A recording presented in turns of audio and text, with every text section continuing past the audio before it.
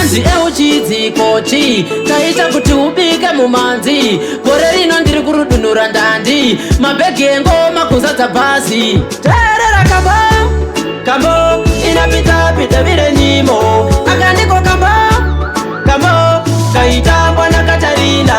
Teerera kambo inapita pita vire nyimo. Akandiko kambo kaitambwa na Katarina. Ndiko kambo kaitambiwa tikinya, kare kuchitamba kongonya. Vaitikana vatakwa, matembero utanga kudzana. Vana vadiki vari pamushana.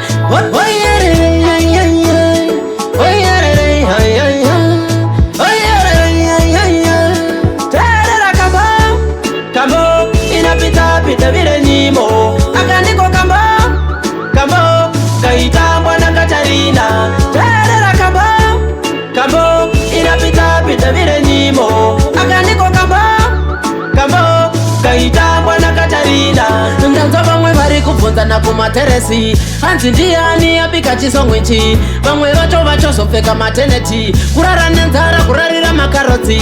Hanzi euchidzikochi taita kuti ubike mumanzi. Gore rino ndiri kurudunura ndandi, mabhegi engoma kuzadza bhazi. Teerera kambo inapita pita vire nyimo. Akandiko kambo kaitambwa na Katarina. Teerera kambo inapita pita vire nyimo. Akandiko kambo kaitambwa na Katarina. Ndiko kambo kaitambiwa tikinya, kare kuchitamba kongonya. Vaitikana vatakwa, matembero utanga kudzana. Vana vadiki vari pamushana.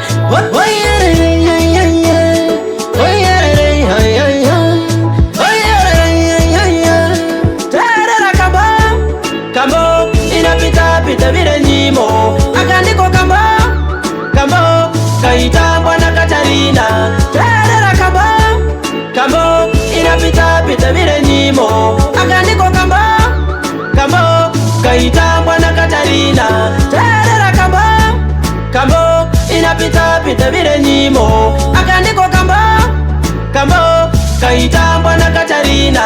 Teerera kambo inapita pita vire nyimo. Akandiko kambo kaitambwa na Katarina.